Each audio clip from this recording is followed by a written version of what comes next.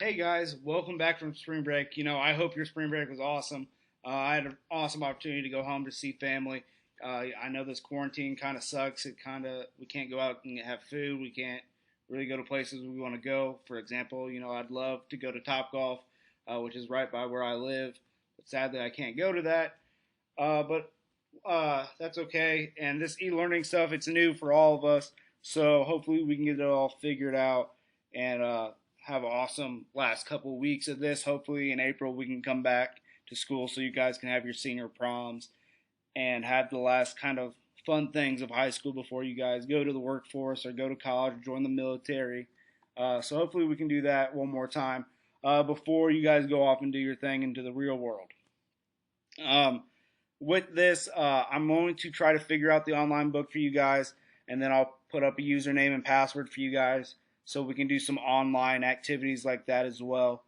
Uh, but for the most part, just make sure you listen to these. That's going to help you for the quizzes and tests that are going to be in the future. Uh, and so hopefully we can get this figured out.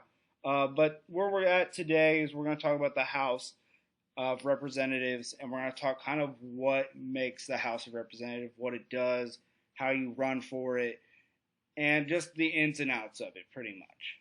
So, on the first slide, you see the learning objectives. That just kind of tells you what we're learning about, why we're learning about it, and why the state believes you need to know it. Obviously, key terms, make sure you know those, especially gerrymandering. That's going to be a big one. So, make sure you know that one for a possible test or quiz. So the first thing we're going to look at is the size of the House. There is 435 members today in the House of Representatives. This was not fixed by the Constitution. So when the Constitution was written, there was nowhere written down in there that we need 435 representatives in the state. In the House. So that number is going to change throughout history. We'll gradually move from a small number of House of Representatives all the way to the 435 as our country continues to grow, as we bring in more states and we need more representatives for each state. But this is going to be set by Congress. So this number is set by Congress. There is going to be an act that we will talk about in a little bit that will be passed to say you have 435 members of the House of Representatives. So each state is guaranteed one seat, regardless of population. So if you are a state out of the 50 states, no matter what, you will have at least one representative in the House.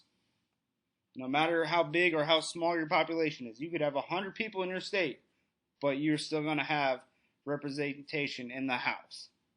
So the representatives are chosen every 2 years. So there's an election every 2 years for the House. Doesn't mean every person in the House is up for re-election, but every 2 years there is an election.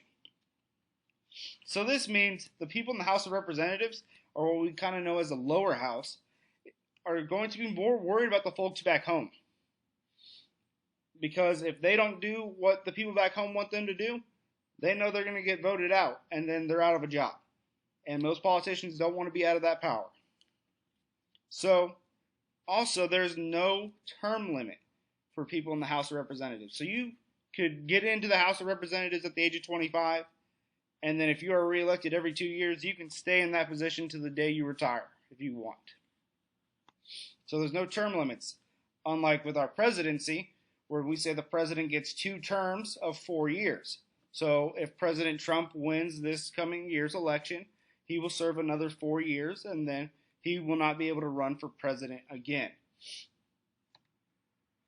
So the size of the House of Representatives have changed over time. For example, the first Congress only had 65 members, representing the 13 states, whereas the members of the 112th Congress had 435 members. So we see our number grow drastically from the 65 to the 435 we have today. So the reapportionment is the next thing we need to talk about. So this is the refiguration of seats in the House every 10 years. So they're using the census to look at the population of states and refiguring how many representatives each state has. So the Reapportionment Act of 1929 made it a permanent number of seats at 435. So 435 will always be the amount of representatives we have in Congress permanently. So they give reappointment to the Census Bureau, and we're kind of thinking, why would that matter? Well, the Census Bureau tells us about populations of states. So that's why it's important every 10 years, like this year, you do the census. You say how many people live in your house, you say how many are citizens, and that counts towards the population. And for Indiana, we have 9 representatives, and that was figured by our amount and our population. So we have 9 representatives in the House. So early on, we had a general ticket system. So there was no districts, and it was widespread elections. So how that worked was, if I ran for the House of Representatives in the state of Virginia early on, I wasn't just running for my district, I was running for my state. So I'm representing the entire state, not a district of a small group of people that support me. But that soon will change in our early history. We'll have single member districts, so states are going to be broken into districts. So Indiana, we have 9 districts now. So I don't just represent the entire state now. If I ran today in Indiana and say I wanted to run in Indianapolis, I would have to get the people in my district of Indianapolis to support me, and then if they support me and vote me in, then now I'm the representative for District 1. So now states have districts of similar population and representatives from each district of a state. So my district, say if I, like I said, I'm District 1, Indianapolis, I represent, let's say, 20,000 people. Well, that's going to be broken up into Indiana. So every district is going to represent roughly about 20,000 people. So if I in District 1 represent 20,000 people, people in District 9 up in Northwest Indiana are going to represent 20,000 people, give or take a couple thousand. And then there's this thing called gerrymandering. This is drawing districts to favor a political party that controls the state legislature. So let's say Democrats control Indiana, and they have a district, let's say District 3, which is a Republican-dominated district, but it's next to District 5 and 6. And the Democrats decide, well, we need to redraw the district lines. And they're going to draw into District 3 and divide it between District 5 and 6, who are more Democrat.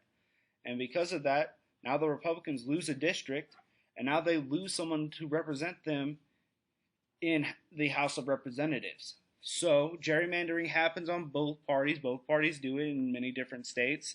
It is an issue that, happens in our country, but hopefully it's something that's not going to be too contradicting. It's not going to disenfranchise too many people, but it does happen. So House elections, they happen on the same day in every single state. It happens on the Tuesday following the first Monday in November. So the first Tuesday following the first Monday in November, boom, House of Representatives is going to have an election. And if my election year is up, well, now that's the day I know that I'm getting voted in again or I'm getting voted out. There's these things called off-year elections. So this is when the congressional election that occurs between the presidential election. So for example, with Donald Trump, when he was elected in 2016, he won the House and the Senate. The Republicans did, so his party. Well, that following 2 years later, in an off-year election, his party lost the House of Representatives.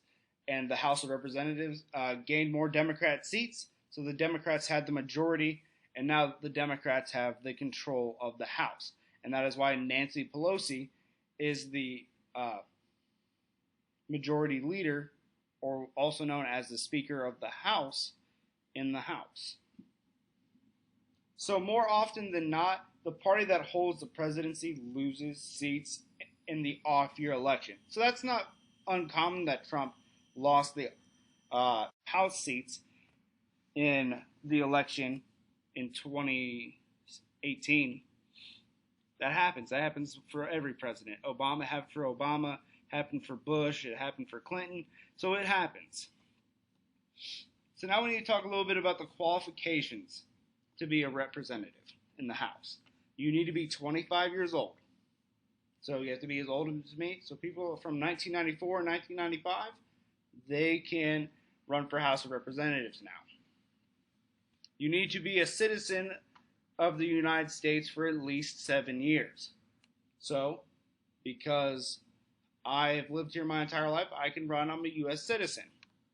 But say if someone immigrates here and they decide after 7 years they want to run for the House of Representatives and they meet the other qualifications, then they can.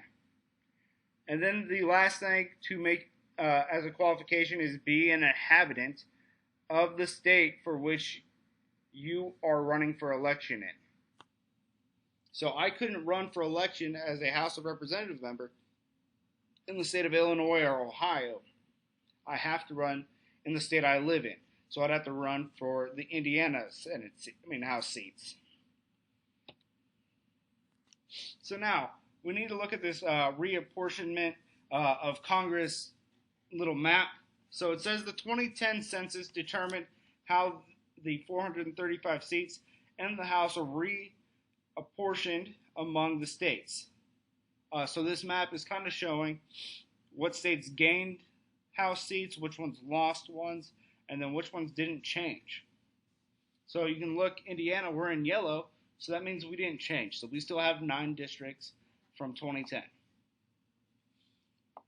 While the purple ones, such as Washington, Nevada, Utah, Arizona, Texas, Georgia, South Carolina, and Florida, all gained a few seats. So, for example, Georgia and South Carolina gained 1, whereas Texas is gaining 4 seats. That's because their population grew. And then states like Illinois, Ohio, Michigan, and Pennsylvania are going to lose at least 1 seat because their populations have dwindled. So people have moved out of that state. So there's a smaller population. So that means they have 2, maybe 1 or 2 less representatives in the House now. So the graph shows how the U.S. seats were reapportioned after each census. So analyze the graph. How did the number of seats change for each of the 4 states between 1970 and 2010? So you can see like states like New York, they have, since 1910, their reapportion has dropped, whereas states like California has grown. California has more immigrants coming in to that state. We have more people moving to California for job opportunities and standard of living. And then states like Illinois, we see a slight dwindle from 1910 to 2010. So we see small movements there. But states like Texas, you see a gradual increase as well, but it will be surpassed by California in the 1930s.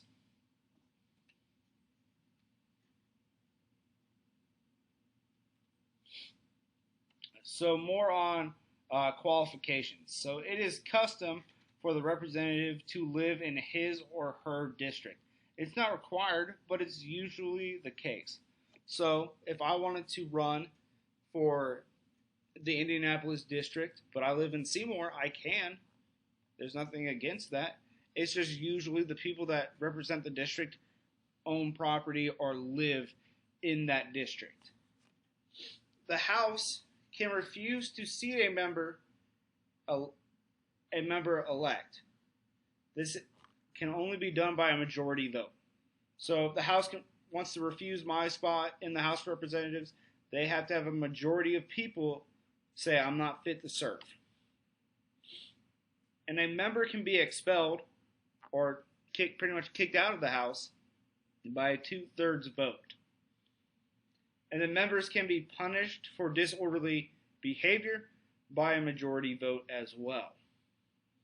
Informal qualifications, these are things that aren't written into stone, but they're there. They're expected.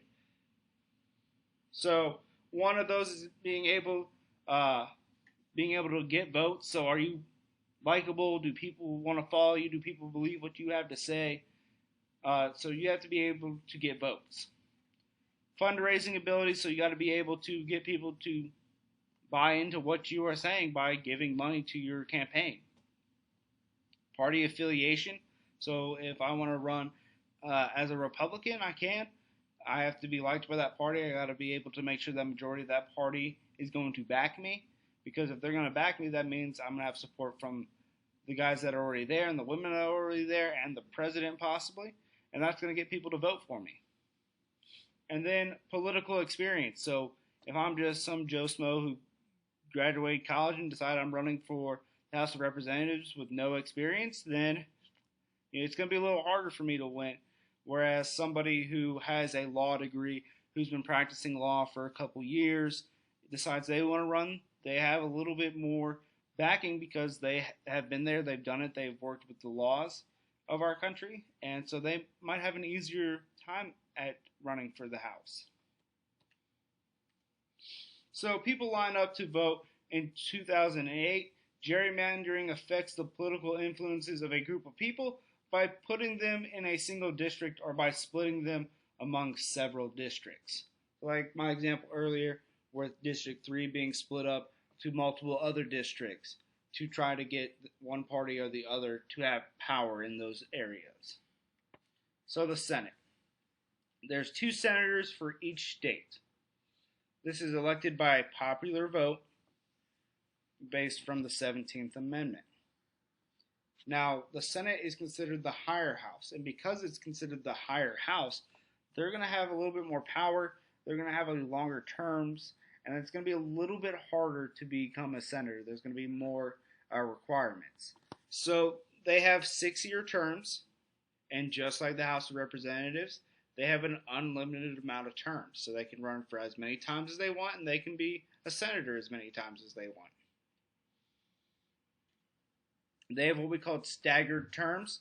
So not all senators are elected at the same time. So it's a continuous body. So one year, X amount of people are going to be up for election, while the other half, or maybe even 2/3, are not up for re-election. And then another couple years, other people will be up for re-election as well. So constituents, these are the people and interests the senators represent. So a senator from Indiana has people back home that he represents, but there's also groups like the NRA, Planned Parenthood, etc., that are going to support the senators based on interest of the party. And they are going to vote for this person. They're going to push this candidate if they are in favor of them. But if they are not in favor of that candidate, they will obviously push against them and try to get someone they want into that seat. So at the age of 29, Florida Congressman Patrick Murphy was the youngest member of the 113th Congress. So 29-year-old in the Senate now. That's very different, very young for his age, especially when we start talking about the qualifications. So the qualifications for the office in the Senate is you have to be 30 years old, citizen of the U.S. for at least 9 years, so now 2 more years compared to the House of Representatives, and 5 years in age compared to the House. An inhabitant from the state from which he or she is elected, so you have to be an inhabitant, you have to live in that state. And the same informal qualifications as the House. And then same expulsion and behavior standards, expulsion and behavior standards and procedures as the House. So there's a game here. It's called the redistricting game. Make sure you look at that. It's a gerrymandering game where you have to pick your party and then you have to gerrymander representative districts in favor of your party. It's a pretty interesting game. It takes a little while. It takes a little work to make sure that each person is happy with the district and redistricting. but it gives you a good idea of what gerrymandering is. So make sure you play that a little bit and just mess around with it for a couple minutes to give you an idea and an understanding of gerrymandering. So Senator Harry Reid and John McCain meet with McKeel, I don't know how to say his last name, president of Georgia. The Senate is often called the world's most exclusive club. So you can see these guys meet a lot of powerful people. They meet a lot of different leaders around the world, and that gives them influence and backing from other nations as well, and can cause maybe some corruption with working with other nations. So the Senate size, election, and terms. So the growth of the seats in Congress from 1815 to 2013. So the number of seats in the House grew rapidly until 1929 when we set that 435. The number of seats in the Senate grew more slowly and then leveled off. So what are the reasons for these trends? Well, one, the House of Representatives is based on population. So as population grows in states and around our country, obviously we need more representatives for districts based on population. So that means we need more representatives from the House. Whereas the Senate, there's just 2 members for each state. Each state just has 2. And because of that, the number leveled out at 100 when we got to 50 states. Because 50 times 2 is 100. So maybe in the future we bring in a 51st state, we'll go up to 102. So that will just continue to change as times change as well. So that's the notes for the House and the Senate. Kind of just an overview of that information. Make sure you took those notes, wrote them down. Make sure you look up those terms that I gave you as well, because that can show up for a quiz. When I start assigning assignments, make sure you do those, submit those as well. Make sure you do the bell ringers as well, because those are important grades as well. But besides that, make sure you get all the stuff I posted today done by Wednesday for full credit, and then I'll have stuff for you to do on Wednesday as well. Have a great rest of your first e-learning day and the first day of your last semester of high school.